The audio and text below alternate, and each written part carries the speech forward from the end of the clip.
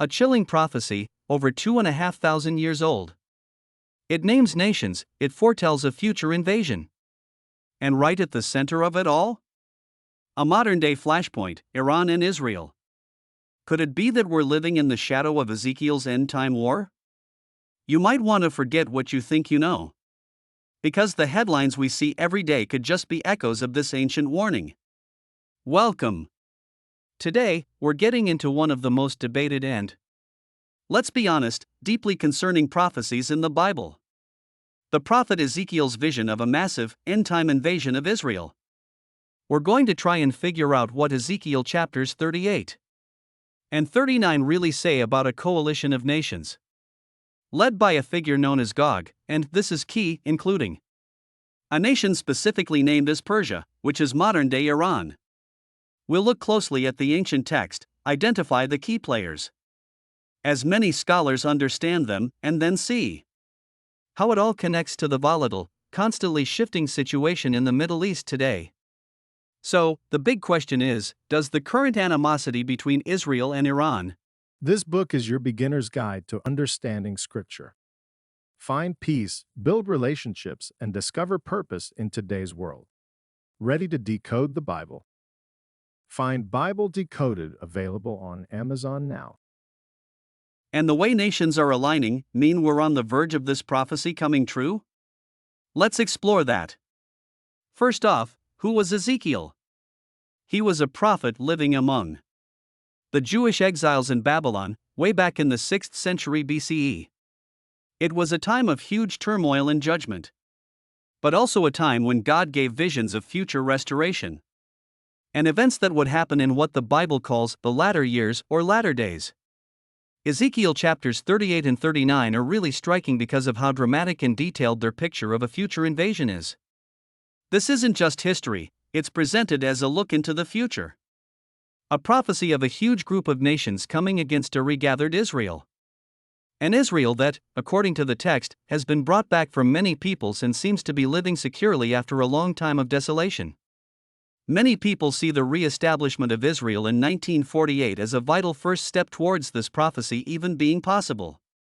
The prophecy describes this invading force as a massive horde, like a storm and a cloud covering the land.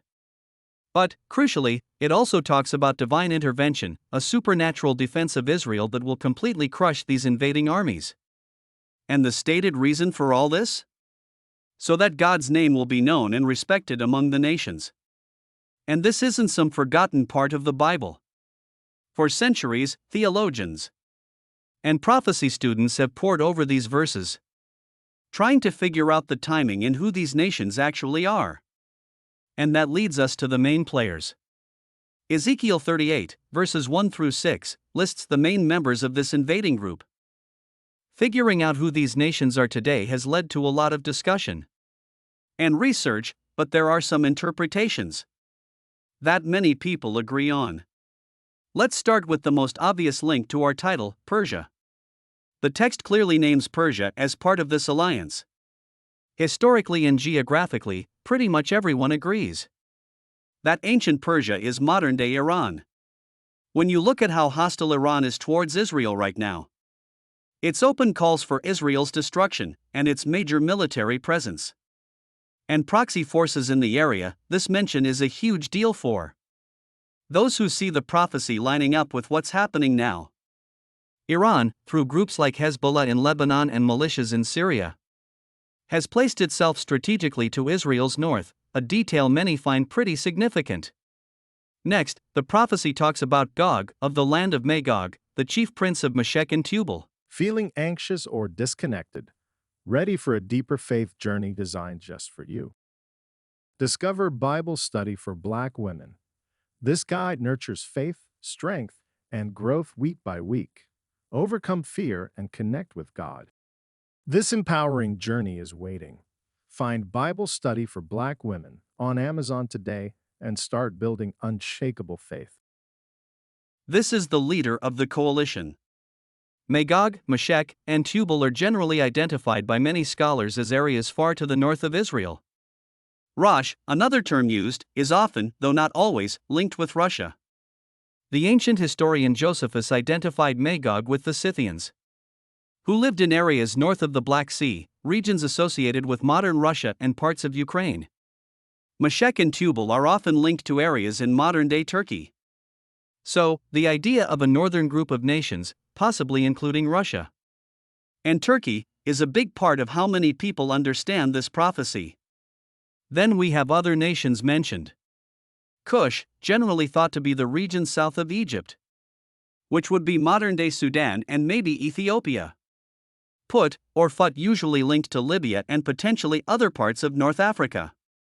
Gomer and its troops, Beth Togarmah from the far north with all its troops, these are often connected with regions in modern Turkey. And possibly Armenia or parts of Central Asia or even Germany, depending on who you ask. What's really striking is the geographical spread, nations from the north, south, and east of Israel, with a special focus on this northern-led alliance. And importantly, many of these identified modern nations are predominantly Islamic, and several are current enemies of Israel. Okay, so we have the ancient text. We've identified the players as many scholars see them. Now, the really important part: how does this connect to our world, right now? This is where things get really interesting. Are the things happening in the world today reflecting what Ezekiel wrote all those years ago? The relationship between Israel and Iran is definitely the biggest and most explosive piece of the puzzle. For decades, Iran has declared itself Israel's sworn enemy. And it's not just talk. Iran is backing this up with its nuclear program, its development of long-range missiles, and its funding and arming of proxy groups like Hezbollah in Lebanon and Hamas in Gaza, which directly threaten Israel's borders. In recent years, we've seen direct confrontations, like drone and missile attacks, and a kind of shadow war with cyber attacks and targeted assassinations.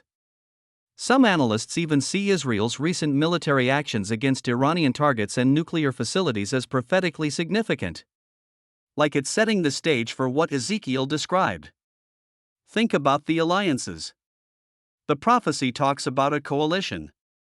Today, we see Russia, Iran, and Turkey getting closer.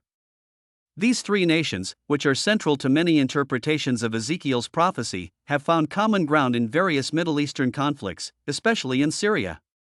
Russia's large military presence in Syria, to Israel's north, along with Iran's established presence there, creates a situation where forces from these prophesied nations are literally on Israel's doorstep. Turkish President Erdogan has also been increasingly anti-Israel in his rhetoric and has tried to get closer to both Russia and Iran, even calling for alliances against Israel. While this isn't the full-blown military coalition Ezekiel described, a lot of people watching this think this is all stage setting. The prophecy also mentions Israel living securely or in unwalled villages at the time of the invasion. This is a point people discuss a lot. Some argue that Israel, despite its military strength, is far from secure, always facing threats. Others suggest this could mean a future period of false peace, maybe arranged by a global power. Or that securely could mean a re-established national confidence after being scattered. Recent reports note that some interpret Israel's current state, with its strong military, as fulfilling this, while others believe a specific peace agreement in the future will bring about this period of seeming safety before the attack. The latter years or end times context given by Ezekiel himself is also a key factor for many. Israel becoming a nation again in 1948, after almost 2,000 years, is seen by many as a super sign, possibly starting the prophetic clock for these end-time events. The gathering of Jewish people from all over the world back to Israel is also seen as a direct fulfillment of prophecies that come before Ezekiel 38, like those in Ezekiel 36 and 37. So, what we're seeing is a few things coming together: an explicitly named enemy, Persia/Iran, with a stated goal of destroying Israel, the formation of alliances that look a lot like Ezekiel's list, and all this happening after Israel's prophesied rebirth and regathering. So, we've laid out the prophecy, the players, and the modern parallels. The big question is still there: is Ezekiel's prophecy about to come true? Are these current events the direct lead-up to the Gog and Magog war? Now, we need to be careful here. While many see today's geopolitical landscape lining up remarkably well with Ezekiel's vision, you have to remember that figuring out prophecy isn't simple, and not everyone agrees on the details or the timing. People who think we're close to this happening point to how things are lining up like never before. Number 1, Israel is back in its land, a nation reborn. Number 2, Persia, Iran, is a powerful, hostile force openly threatening Israel. Number 3, nations like Russia and Turkey, often identified as Magog, Meshech, and Tubal, are increasingly allied with Iran and active in the region north of Israel. Number 3, other named nations, like Sudan, Kush, and Libya, are also predominantly Islamic and have either experienced instability or hold anti-Israel views.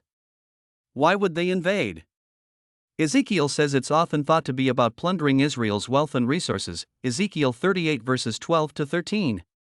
While this specific reason isn't always front and center in current tensions, the overall desire for Israel's destruction by some of these named groups is very clear. But, and this is a big but, some key parts of the prophecy haven't happened yet. The Bible describes a specific sequence: the invasion itself, then God's direct and catastrophic intervention, earthquakes, disease, fire, and brimstone, leading to the total defeat of Gog's armies. This supernatural destruction is a massive part of the prophecy and hasn't happened in modern history. Also, that condition of Israel dwelling securely is still up for debate. Is Israel truly at peace, or is its current security a tense, heavily defended state? Some interpretations suggest that a specific peace treaty or a period of deceptive calm will come before the invasion, a condition that maybe hasn't been met yet. So, while a lot of folks see today's events as a prelude, or as setting the stage, most are cautious about saying the Ezekiel 38 war has definitely started, or is about to happen any second. They might say we're seeing everything that needs to happen before Ezekiel 38 can happen. So, what's the bottom line?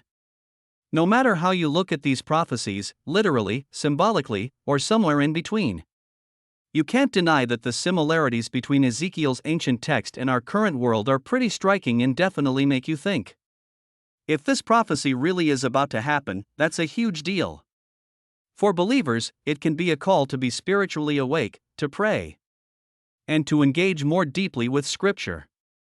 It can reinforce a belief in God's control over history and the ultimate fulfillment of His prophetic word. The consistent message throughout Ezekiel 38 and 3:9 is that God's purpose in these events is to make His name known among the nations and to show His power and holiness.